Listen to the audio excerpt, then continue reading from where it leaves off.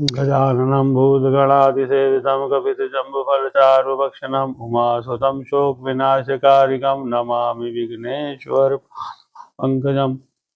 बोल गणपति महाराज की जय। प्रिय मित्रों, आपका हमारे चैनल पर स्वागत है। आज हम बात करते हैं हमारे घरों में जो आजकल एक सबसे बड़ी प्रॉब्लम चल रही है, जिसकी वजह से बच्चों के माँ बाप भी बहुत ज़्यादा टेंशन में है कि वो बच्चों के अच्छे भविष्य के लिए उनको ज़्यादा पढ़ाना चाहते हैं और बच्चों का वहाँ पर रुझान कम होता जा रहा है।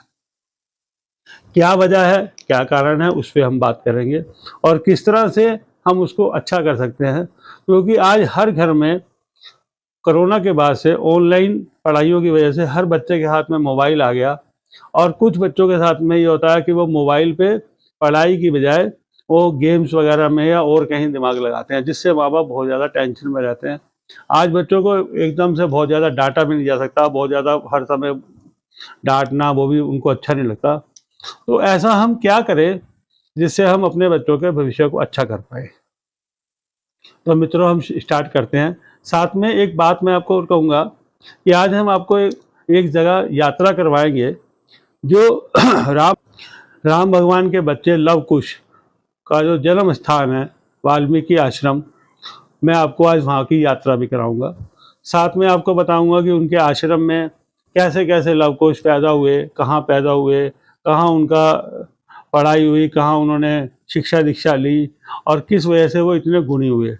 और उस जगह की एक सबसे बड़ी खासियत है कि अगर आप भी वहाँ पर एक बार जाओ और वहाँ पर जाने के बाद अपने बच्चों को वहाँ पर लेके जाओ, वहाँ पर बहुत ही एक शांतफुल जगह है और कोई बहुत दूर नहीं है। मेरठ से 22 किलोमीटर दूर बलैनी एक जगह है, हिंडन नदी के पास, बलैनी बागपत रोड पर। मेरठ से बागपत जाने के लिए बलैनी के पास से मात्र 500 मीटर दूर वो आश्रम है। उसके मिट्टी में भी इतनी जान है।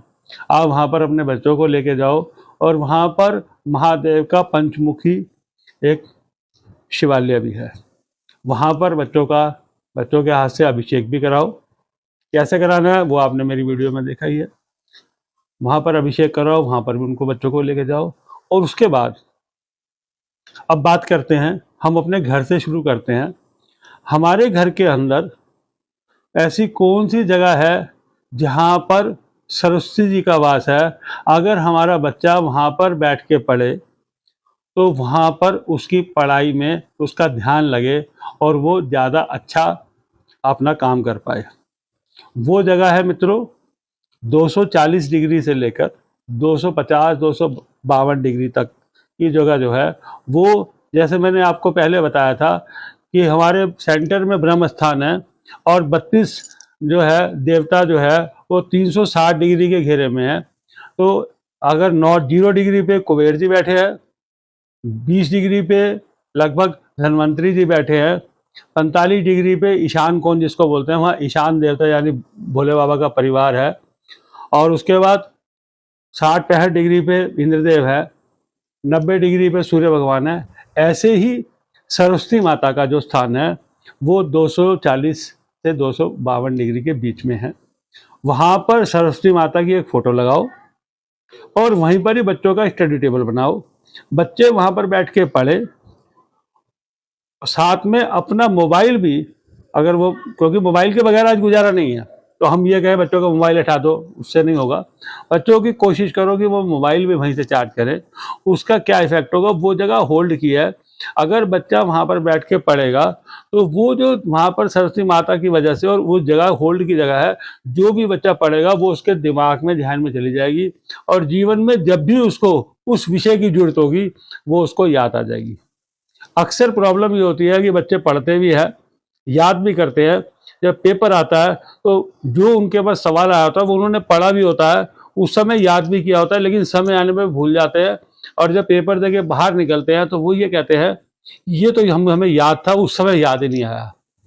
तो अगर वो वहाँ पर बैठ के पढ़ते हैं और वहाँ पर जाके अपना मोबाइल भी चार्ज करते हैं तो उससे क्या होगा, वो जो भी पढ़ेंगे, जितना भी पढ़ेंगे उसका उनको बेनिफिट मिलेगा।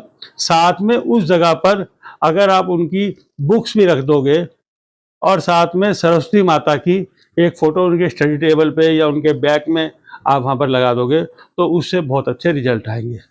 साथ में मैं आपको ये कहूँगा कि कुछ संस्कार भी हमें अपने बच्चों को देने पड़ेंगे। आजकल बच्चे जो है घर के अंदर माँ बाप बहुत बिजी है, बच्चों को वो संस्कार नहीं दिए जाते, जिसकी वजह से उनके अंदर अधूरापन होता है और उनका पढ़ाई के मामले में या तो रुझान कम हो जाता है या उनके लिए पढ़ाई एक इशू बन जाता है। बस हमें उस चीज़ को छूना है, बस हमें पास होना है, हमें नंबर 1 से पास होना है, लेकिन हमें वो ज्ञान प्राप्त नहीं करना। मैं आपको ये कहता हूँ कि मानने से कुछ नहीं होगा, जानने से होगा। अगर बच्चा अब उन विषयों को जान लेगा तो वो बहुत अच्छा जीवन में सक्सेस होगा। मित्रों, उसके लिए जैसे मैंने आपको बताया स्टडी पे वहाँ पर बैठ के पढ़े। सबसे पहले उसके लिए ध्यान देना है कि बच्चे का खान पान कैसा हो। तो सुबह के समय आप 6 गिरी पानी में भिगो के रख दो। वो गिरी जो है बादाम की गिरी, वो बच्चा साथ में खाए, सुबह सुबह खाए, उससे उसके दिमाग का विकास होगा। और बच्चे के अंदर सूर्य भगवान को जल देने की, गायत्री मंत्र का पाठ करने की, या एक लंबा, उसको बच्चों को बोलो पढ़ने से पहले एक लंबा ओम का उच्चारण करना है। वो इस तरह से करना है कि उनकी नाभि से ओम ओ शुरू हो और माँ उनके यहाँ पर आए, जैसे ओम। इस तरह से अगर वो 3 बार वहाँ पर करने के बाद पढ़ाई करेंगे तो उनके आसपास का ओरा सारा मजबूत हो जाएगा और उनका ध्यान पढ़ाई में केंद्रित होगा। अब एक मित्रों, एक बात आप पूछोगे कि वो ठीक है लेकिन मोबाइल वहीं से को चार्ज करना है। कहते हैं जैसा खाओगे अन्न वैसा हो जाएगा मन। जब बच्चे सरस्वती माता के स्थान थे उस जगह से मोबाइल को चार्ज करेंगे तो बच्चे मोबाइल पे भी, मेरा दावा है यूट्यूब पे भी अपने पढ़ाई के विषयों के बारे में ही ढूंढेंगे, उनके बारे में ही अपनी जानकारी बढ़ाएंगे, जिससे कि वो अपने जीवन में और ज़्यादा सक्सेस होंगे। तो साथ में जैसे मैंने आपको बताया कि उनके स्टडी टेबल पे सरस्वती माता की फ़ोटो लगाई जाए। कोशिश करो कि उनके हाथ से ही वो नीले रंग का, संभव हो तो नीले रंग का, नहीं तो कोई सफ़ेद भी चलेगा और भी कुछ चलेगा, लेकिन अगर वहाँ पर वो संभव हो तो नीले रंग का फूल जो है, जैसे सदाबहार का या और फूल आते हैं, वो वहाँ पर उनके हाथ से चढ़वाया जाए। तो उससे भी माँ सरस्वती की उनको आशीर्वाद मिलेगा। और ज्ञान की देवी माँ सरस्वती है, जितना उनको ज्ञान मिलेगा उसका उनका फ़ायदा होगा। साथ में मैं आपको एक ये बताऊंगा, जैसे आपने देखा होगा कि ठाकुर जी के मुकुट में मोर पंख था। उनकी जो यशोदा माता थी, उनको जब ये वाली बात पता लगी कि कभी मेरे बेटे के उसमें जो है कभी कोई भूत प्रेत कोई वो आ रहा है, कभी पूतना आ रही है, कभी कोई आ रहा है, अब उसको हर माँ को जैसे फिक्र होती है, ऐसे ही उनको भी वहाँ पर फिक्र थी। तो उन्होंने क्या करा कि उनके मुकुट में मोर पंख लगा दिया।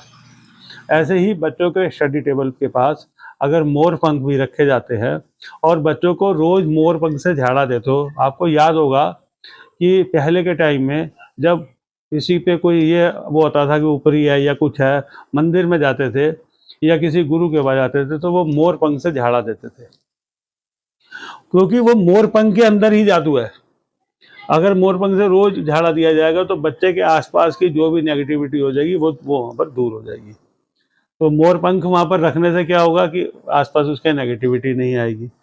साथ में उसके पढ़ाई वाले स्टडी टेबल के पास चावल भी रखे जा सकते हैं, पीली सरसों भी रखी जा सकती है एक बाउल में, जिससे बच्चों का और ज़्यादा ध्यान केंद्रित होगा। लेकिन चावल, और उसके लिए जैसे मैंने आपको बताया था कि चावल हर द्वादशी पे रख सकते हो और एकादशी पे उसको बदलने पड़ेंगे। कहता हूँ कि जिस जगह पे बच्चे पढ़ते हैं वहाँ पर धूप अगरबत्ती दी जाए, खासकर गुलाब का इत्र या चंदन के इत्र का वहाँ पर इस्तेमाल किया जाए या धूप अगरबत्ती वहाँ पर जलाई जाए।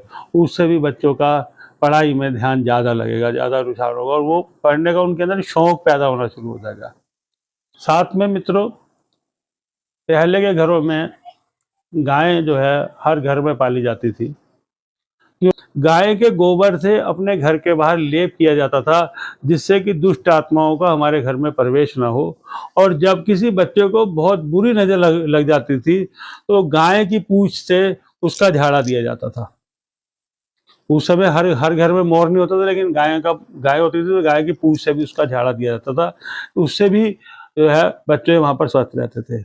साथ में ज़्यादा मोबाइल से, टीवी देखने की वजह से बच्चों की आँखों की रोशनी में भी बहुत वो हो रही है, कमज़ोरी है। छोटे-छोटे बच्चों को आप देखो चश्मा लगा के बैठे हैं। हम उसके लिए क्या करें? उसके लिए जब बच्चा नहाने जाता है, हम उसके पैर के नाखून में अगर 2 बूँद सरसों का तेल डालें, उसके बाद उसको नहाने को बोलें, तो उससे उसके जो है आँखों की रोशनी बढ़ेगी। एक उपाय और भी है, मुँह में बच्चे को जब वो पढ़ने के लिए बैठे, क्योंकि जब बच्चे का सूर्य का स्वर चल रहा होगा, तो उस समय बच्चे का दिमाग उत्तेजना में रहेगा, और जब बच्चे का चंद्रमा का स्वर चल रहा होगा, तो उसका दिमाग काम वासनाओं में घूमेगा, कभी किधर, कभी किधर किधर, और सूर्य का होगा तो गुस्से में रहेगा। तो पढ़ाई के लिए दोनों चीज़ें ठीक नहीं है। तो उसके लिए वो वहाँ पर क्या करें कि बच्चे को जब पढ़ाई वहाँ पर उसने बैठना हो, उस समय बच्चे को कहे मुँह में अपने पानी डाले, और 1 बाय 1 राम राम 1, राम राम 2, राम राम 3, राम राम 4, इस तरह से वो जो है 21 बार पानी का छींटा मारे, और उसके बाद मुँह में भरा हुआ पानी बाहर निकाल दे। उससे उनकी सूक्ष्म नाड़ी स्टार्ट हो जाएगी। उसके बाद अगर वो पढ़ाई करेंगे तो और जल्दी और बहुत ज़्यादा पढ़ लेंगे। ये मैंने अपनी तरफ से कुछ कोशिश करी है आपको वहाँ पर बताने की, जो मेरे संभव हुआ। एक चीज़ मैं और बताना चाहूँगा कि अगर आप अपने घर के मुख्य द्वार पर की चौखट पर चांदी का स्वास्तिक दोनों तरफ बना दोगे, तो उससे भी आपके बच्चों की पढ़ाई में और उनके अच्छे संस्कारों में और बुरी लतों से भी आपको छुटकारा मिल जाएगा। क्योंकि बुरी लत सिर्फ शराब पीने की या जुआ खेलने की ही नहीं है। मोबाइल पे भी हर समय गेम खेलना भी एक बुरी लत है, वो आप समझ सकते हो। तो उससे भी छुटकारा हो जाएगा। तो मित्रों, मैं आपसे ये कहूँगा, ये सारे जो मैंने आपको बताए हैं नियम, ठीक है, इनको धीरे धीरे फॉलो करो, अपने बच्चे का अच्छा भविष्य बनाओ। और जब भी आपको संभव हो, क्योंकि बहुत दूर नहीं है, ठीक है, जब भी आपका संभव हो, हमारे इस जो वाल्मीकि जी के जो आश्रम है, जहाँ पर लव कुश पैदा हुए, जहाँ उनका जन्म हुआ, सीता मैया ने जहाँ उनको वहाँ पर अच्छा ज्ञान दिया, शिक्षा दी, अच्छा खान पान दिया, वो सबके भी आप दर्शन करो। और वहाँ पर महादेव, पंचमुखी महादेव का रुद्राभिषेक बच्चों से कराओ। और साथ में कभी कभी एक ऐसा वक्त भी निकालो कि बच्चों को धार्मिक जगहों पे लेके जाना और बच्चों को धार्मिक बातें करना, उनको ज्ञान की बातें कराना भी बहुत ज़रूरी है। यहीं से तो बच्चों को संस्कार मिलेंगे। हम जो है हैंटर लेके अपने बच्चों को बस पढ़ाई पढ़ाई पढ़ाई पढ़ाई में लगे रहते हैं, इसके अलावा हम कुछ उनको वहाँ पर वो नहीं देते। और बच्चे जब बाहर जाते हैं तो बाहर से उनको उल्टा ज्ञान मिलता है, तो उनका हमारे देवी देवताओं पे पूर्ण विश्वास नहीं होता, क्योंकि ज्ञान नहीं है। अब ज्ञान नहीं है तो पूरा वहाँ पर विश्वास नहीं होगा। अगर हम बच्चों को छोटे छोटे बीच में अगर हम उनके धर्म की बातें बताते रहेंगे, जैसे पहले हमारी दादी, नानियाँ, नाना जी, दादाजी, ये सब हमें कहानियाँ सुनाते रहते थे। उससे हमें वहाँ पर पता लगता था कि हनुमान जी ने क्या करा, राम जी ने क्या करा, उनका क्या वहाँ पर हुआ, उनका कैरेक्टर क्या रहा। वो भी उस वाले कैरेक्टर में इन्वॉल्व हो हम लोग होने की कोशिश करते थे। अभी मैं आपको बताऊँ एक छोटा सा किस्सा। मेरे पास एक वहाँ पर आज एक मैसेज आया, और उन्होंने मेरे से ये सवाल किया कि क्या हमें अपने घर में शिवलिंग रखना चाहिए या नहीं। एक हमारी बहन का वहाँ पर वो आया कि मैं ऐसे ऐसे मंदिर में पूजा करने गई थी, मैं शिवलिंग की पूजा कर रही थी, आपके बताए अनुसार अभिषेक कर रही थी, तो मुझे वहाँ पर रोक दिया गया कि स्त्रियों को शिव की पूजा करने का वहाँ पर नियम नहीं है। तो मैं कहता हूँ उन मूर्खों से पूछो कि उनको पहले पहले उनसे ये तो पता, आप ये वाली बात पता करो कि शिवलिंग क्या है। जब आपको ये पता रहेगा कि शिवलिंग क्या है, तभी तो उसके बारे में आप सही वहाँ पर वो करो ज्ञान। तो ये सब संस्कार हमें बच्चों को देने पड़ेंगे। बच्चों के लिए शिव और शंकर एक ही है। मैं आगे इस विषय पे एक वीडियो बनाऊंगा और जल्दी आपको ये वहाँ पर बताऊंगा कि शिव जी की शिवलिंग की क्या महिमा है, और शिवलिंग को अपने घर में रखना चाहिए तो कैसे रखना चाहिए, क्या उसके नियम है, कैसे उसकी आराधना वहाँ पर होनी चाहिए, तो जिससे हमारा जीवन और सक्सेस हो, सफल हो। धन्यवाद मित्रों, आपने मेरी बातों को इतने गौर से सुना, उसके लिए आपके अंदर बैठे परमात्मा को मेरा नमस्कार।